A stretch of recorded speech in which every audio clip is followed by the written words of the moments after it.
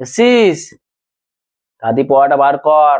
কি স্যার, আপনি একেবারে দাঁড়িয়ে গোপ কামিয়ে চিকনা হয়ে বসে আছেন যে? বলছি কালকে যে মেয়েটা তোকে ছাড়তে এসেছিল, মানে পড়াতে দিতে এসেছিল, আজকে সে আসেনি? কে? ও আমার দিদি? না, ও তো কলেজে গেছে। ওটা তো দিদি হয়, কলেজে পড়ে। হ্যাঁ। আরে হলুদ রঙের চুড়িদার পরে এসেছিল, আর হাতে ম্যাচিং করে হলুদ চুড়িও পরেছিল, ওইটাই তো দিদি। হ্যাঁ হ্যাঁ।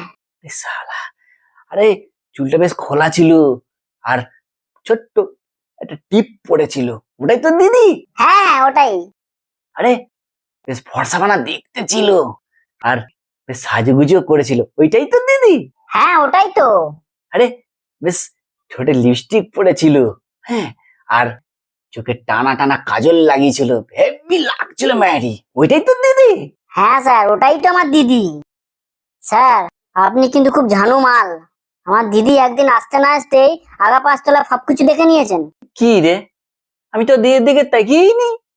আপনি দেখতে বাকি কি রেখেছেন? ওসব বাজে কথা ছাড়, তো দিদি জানে আমি তোর কোচিংয়ের স্যার? না।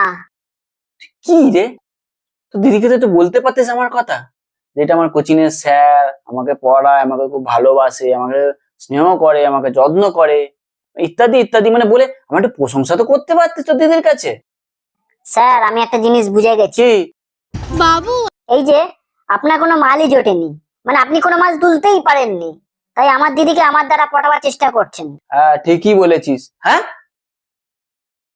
তুই কি বলছিস, ওটা তো দিদি হয়। হ্যাঁ ওটাই আমার দিদি, আর আপনি তাকে তোলার চেষ্টা করছেন।